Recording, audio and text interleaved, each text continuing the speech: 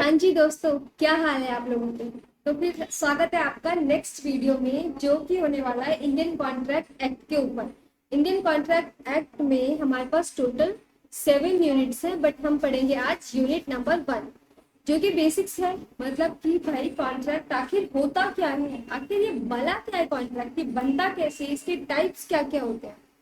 तो हम पढ़ेंगे इन सब के बारे में डिटेल में, ठीक है। अब आप मुझे एक बात बताओ, कॉन्ट्रैक्ट का मतलब मैं आपको बाद में बताऊंगी। आप पहले मुझे ये बताओ कि क्या आपने कभी किसी के साथ कोई कॉन्ट्रैक्ट किया है।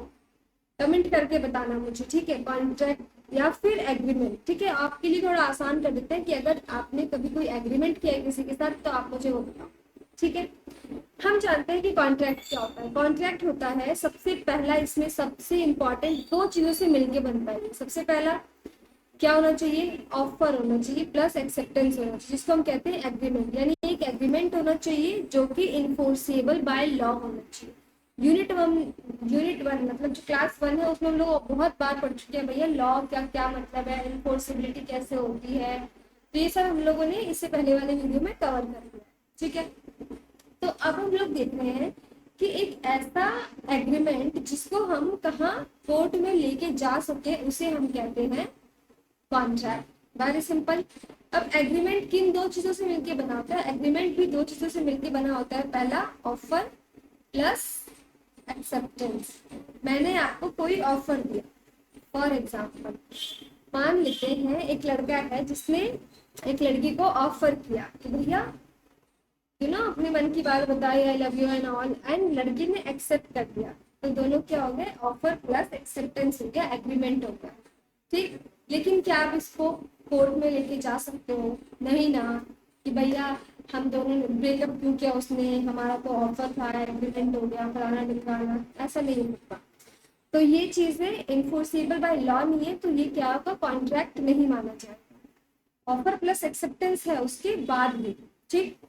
तो ऑफर प्लस एक्सेप्टेंस प्लस उसको हम लोग लॉ में, यानी उसको हम लोग कोर्ट में लेके जा सके, जिसे कहते हैं ना तुझे कोर्ट में देख लूंगा।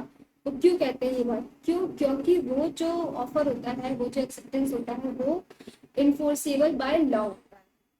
तो हम लोग आगे देखते हैं कि इसमें और क्या क्या चीजें आती हैं। फॉर एग्जाम्पल एक पर्सन है जिसने जो कि क्या कर रहा है, वो बेच रहा है टीवी वगैरह। अगला आता है कि भैया मुझे ये वाला टीवी चाहिए, तो उसको टीवी बेच देता है। अब अगर टीवी में कोई दिक्कत हो जाती है तो वो कस्टमर उसको कोर्ट में लेके जा सकता है। तो यहाँ पे क्या हुआ, ऑफर प्लस एक्सेप्टेंस भी है प्लस इन्फोर्सेबल बाय लॉ भी है, ठीक। तो ये हमारी प्रॉपर डेफिनेशन होती है कॉन्ट्रैक्ट। तो देखो इसमें सबसे पहला क्या हो गया, आप क्या होना चाहिए, इन्फोर्सेबल बाय लॉ होना चाहिए। एग्रीमेंट कैसे बनेगा, एग्रीमेंट बनेगा जब आपके पास दो चीजें होंगी, प्रपोजल प्लस एक्सेप्टेंस। यही आपके कीवर्ड्स हैं, कीवर्ड्स। अगर आप वो डेफिनेशन नहीं भी याद करोगे ना, कीवर्ड्स से बना के खुद का डेफिनेशन लिख दोगे तो भी आपको पूरे मार्क्स मिलेंगे।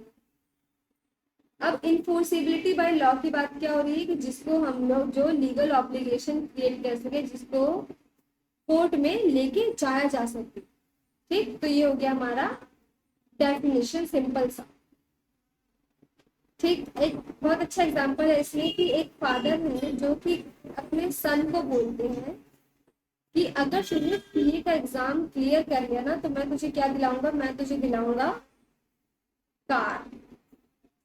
अब अगर वो बच्चा सीए क्लियर कर लेता है, फॉर एग्जाम्पल आपने सीए क्लियर कर ली, खुश हो जाओ, सोचो, इमेजिन करो, ठीक है, सीए क्लियर कर ली। अब आप अपने पापा पे केस कर दोगे कि भैया मुझे कार क्यों नहीं दे रहे, कार तो यहाँ पे क्या है, ये ना इन्फोर्सेबल बाय लॉ नहीं है, ये सिर्फ और सिर्फ क्या है, एक सोशल एग्रीमेंट। और सोशल एग्रीमेंट को आप कोर्ट में लेके नहीं जा सकते। तो बहुत सिंपल सा बेसिक सा एग्जांपल था। अब देखो एग्रीमेंट और कॉन्ट्रैक्ट में डिफरेंस क्या क्या होता है, ये डिफरेंस आप याद कर लो, हो सकता है आपके एग्जाम में भी आ जाइए। तो सबसे पहला एग्रीमेंट जो है ना, देखो वाइड टर्म है। वाइड क्यों है, क्योंकि एग्रीमेंट, जो जो चीजें एग्रीमेंट है वो सब चीजें कॉन्ट्रैक्ट तो नहीं बन सकती, लेकिन जो भी कॉन्ट्रैक्ट है वो एग्रीमेंट तो रहेगा ही रहेगा, उसकी बेसिक कंडीशन है वो। इसकी डेफिनेशन बता दी सबसे पहले। उसके बाद ये वाइडर टर्म हो गया और ये नैरो हो गया। फिर ये लीगल ऑब्लिगेशन क्रिएट नहीं कर सकता, क्योंकि ये तो भाई लीगल ऑब्लिगेशन क्रिएट करेगा ही करेगा। मतलब आपके पास पूरा अधिकार होगा अगर आपको लगता है कि आपके अधिकारों का हनन हुआ है ना। सारे के सारे एग्रीमेंट कॉन्ट्रैक्ट नहीं होते, लेकिन सारे कॉन्ट्रैक्ट्स क्या होते हैं, एग्रीमेंट होते हैं। मतलब एक डेफिनेशन याद करो और उससे 4 डिफरेंस बना लो यार, कितना आसान है। अब देखो वैलिड कॉन्ट्रैक्ट की एसेंशियल चीजें क्या क्या होती है ये समझते हैं हम। चलो ठीक है, इधर ध्यान दो। वैलिड कॉन्ट्रैक्ट कब बनेगा? सबसे पहला ऑफर होगा, एक्सेप्टेंस होगा। जो ऑफर देने वाला है और जो एक्सेप्ट करने वाला है दोनों म्यूचुअली सेम चीज पे एग्री करेंगे। एक अगर ए बोल रहा है तो अगला भी ए ही समझे ना, तभी वो दोनों क्या हो जाएगा, एक जगह पे मिक्स होगा और फिर वो म्यूचुअल कंसेंट बनेगा। ठीक, उसके बाद 2 पार्टीज होनी चाहिए। कोई अपने आप को ऑफर दे दे, अपने आप को एक्सेप्टेंस दे दे, अपने आप पे ही केस कर दे, ऐसा तो नहीं हो सकता। 2 पार्टीज होनी चाहिए। Legal intention to create a legal relationship, इन दोनों के ही इरादे ऐसे होने चाहिए कि अगर मुझे इस चीज से, इस कॉन्ट्रैक्ट से कुछ नहीं मिलता है या इसका वायलेशन होता है तो मैं जो है कोर्ट में जा सकता हूँ।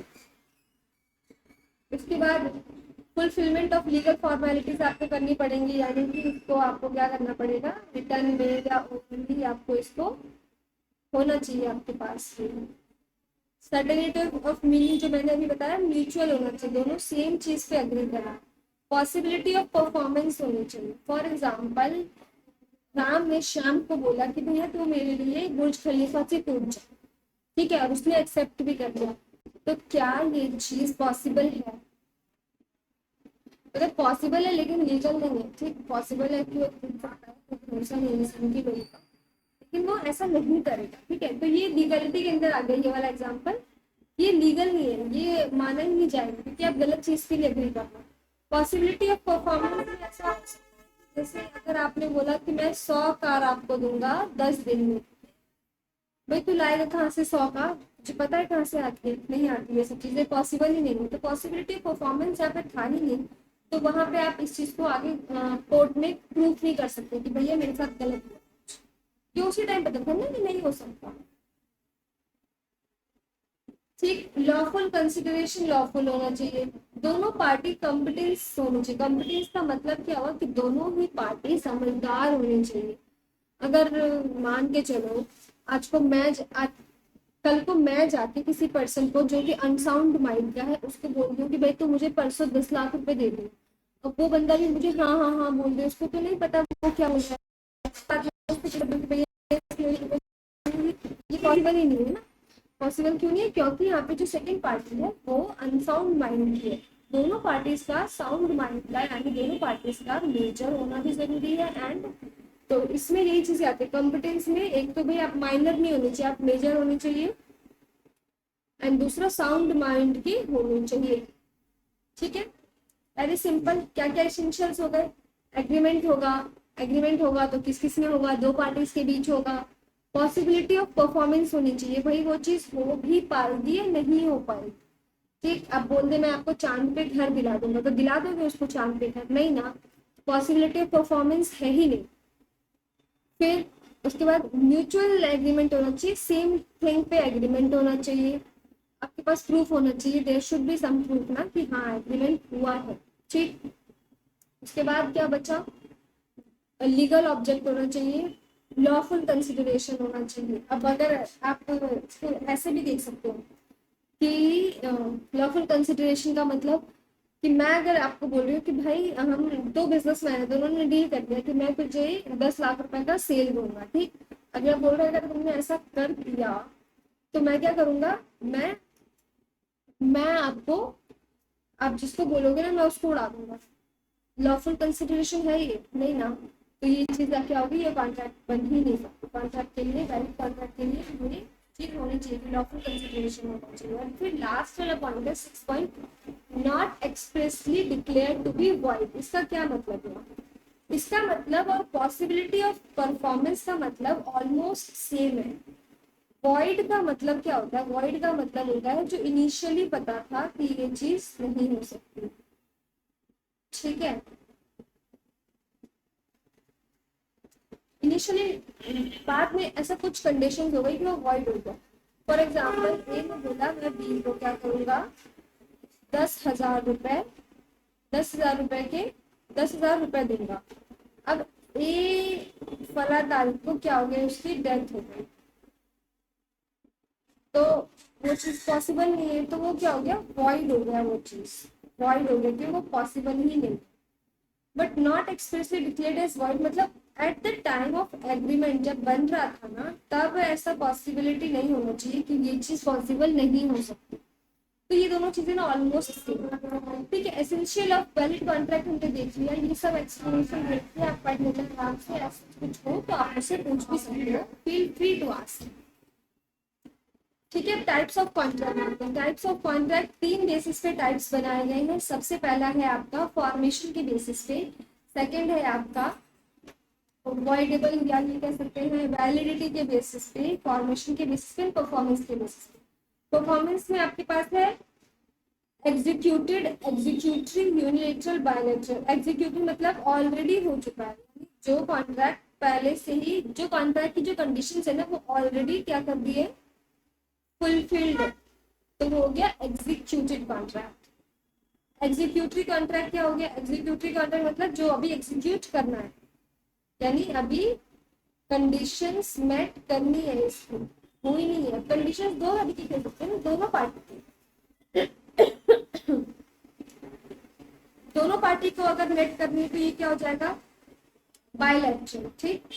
लेकिन अगर वन पार्टी परफॉर्म्ड है already and one is yet to perform, अभी एक ने तो परफॉर्म किया ही नहीं है, एक ने ऑलरेडी परफॉर्म कर दिया, तो इस केस में क्या हो जाएगा, ये यूनिलेटरल। फिर फॉर्मेशन के बेसिस पे आपके पास है expressed contract, implied contract, Cauchy contract and E contract. ये ई कॉन्ट्रैक्ट, ई मतलब इलेक्ट्रॉनिक, ठीक है, ई लगा दो इलेक्ट्रॉनिक हो गया और उसमें कुछ नहीं। एक्सप्रेस मतलब जो साफ साफ एक्सप्रेस किया गया, इसमें क्या हो सकता है,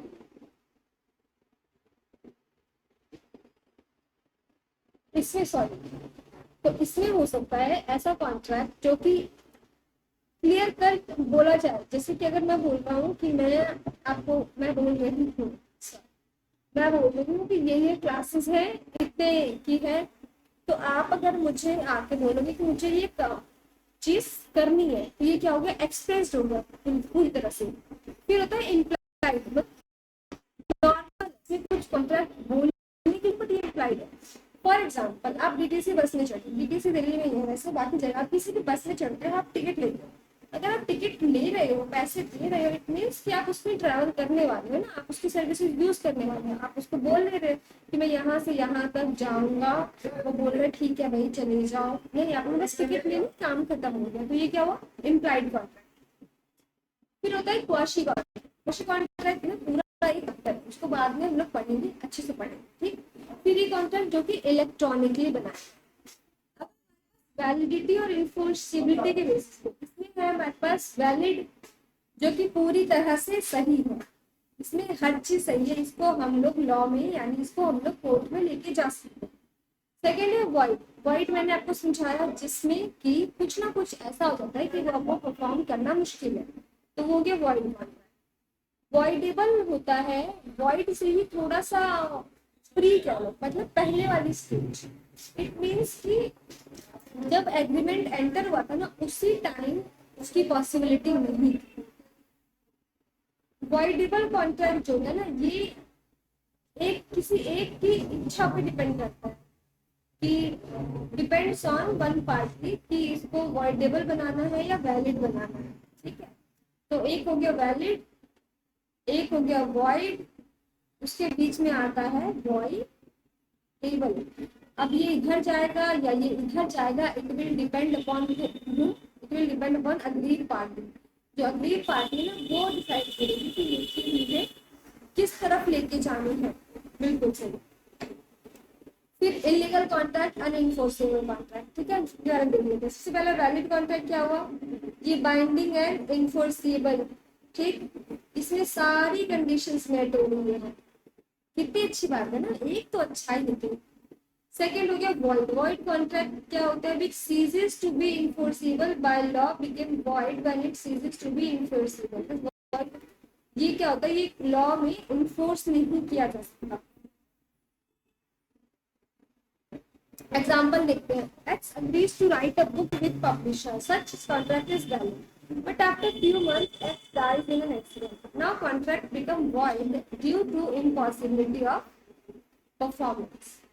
अब voidable का एग्जाम्पल देखो, an agreement which is enforceable by law at the option of one or more party, but not at the option of other party. यानी सिर्फ एक या उससे ज्यादा पार्टी के ऑप्शन पे डिपेंड करता है कि वो क्या अवेल करना चाहते हैं।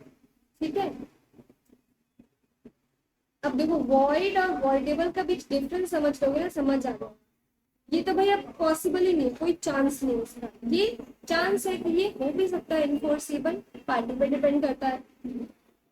ये बिल्कुल ही एग्जीक्यूट नहीं हो सकता, ये हो सकता है क्योंकि हम वॉइड ड्यू टू लॉ में चेंज आ गया या सर्कमस्टांसेस में चेंज आ गया। This become voidable contract if the consent of party is not free.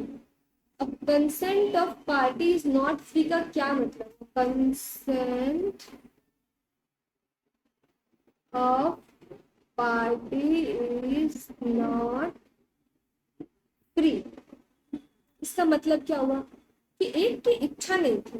For example एक पर्सन है, इसके सर पे बंदूक लगा दी थी, इसने बी ने बोला तो मुझको भी अपना प्लॉट बेचो 50 लाख।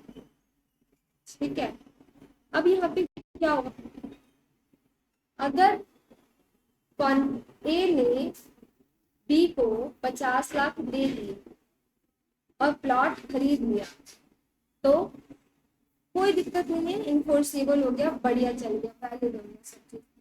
लेकिन एक चला गया कोर्ट में, उसने वहां पे जाके बता दिया भैया ऐसे जबरदस्ती होगी मेरे ऊपर बनाना। तो अब यहाँ पे क्या होगा, इस पे डिपेंड किया ना, इसके के ऊपर डिपेंड किया कि ये क्या होने वाला है। फिर ये क्या हो जाएगा, इस केस में ये हो जाएगा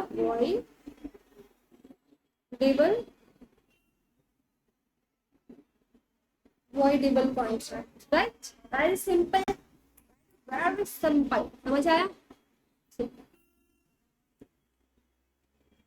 देखो इसमें क्या है, does not grant any legal, इसमें कोई लीगल रेमेडी नहीं मिल रही थी क्योंकि सब कुछ ठीक है ना भाई।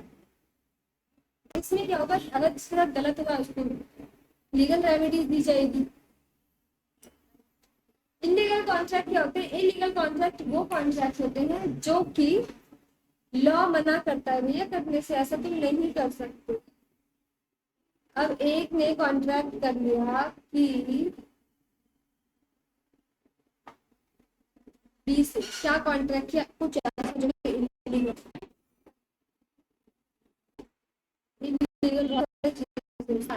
तो सोचो सोचो जो भी इलीगल हो, क्या हो सकता है ऐसा जो भी इलीगल है, बहुत सी चीजें इलीगल है। इसने इसको प्रॉमिस किया कि मैं देखिए ना ड्रग बेचूंगा। अब बी किसी भी हालत में कोर्ट में नहीं जाएगा कि उसने मुझसे तो ड्रग बेचने का कॉन्ट्रैक्ट किया था। राइट, ये हो गया इलीगल कॉन्ट्रैक्ट। इलीगल जो है हमेशा से ही वॉइड है, वो शुरू से ही वॉइड है, इट इज फॉरबिडन, मना किया गया है। लाइबल और मिल जाएगा, लाइबिलिटी अगर वो चला गया ना तो केस और हो जाएगा उसको, और ये हमेशा से वॉइड है। अनइनफोर्सिबल लॉ का मतलब ये हुआ कि आप उसको एग्जीक्यूट नहीं कर सकते। दिस इज सेम यार, कुछ ज्यादा डिफरेंस नहीं नजर आता है। बट अनएनफोर्सेबल का मतलब ये भी है कि ये लॉ के कारण, हाँ थोड़ा सा डिफरेंस ये कि लॉ मना करते हैं, नहीं कर सकते। जब ये कॉन्ट्रैक्ट मतलब हुआ था तब सब चीजें ठीक थी, बट मान के चलो एक तो पेमेंट नहीं, एग्जाम्पल हमारे पास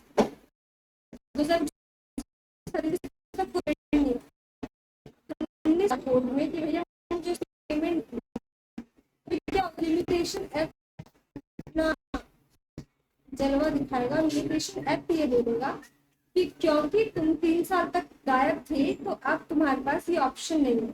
तो ये अनएनफोर्सेबल हो गया। क्यों अनएनफोर्सेबल होगा? क्योंकि टाइम लिमिट जो थी वो अब खत्म हो चुकी है।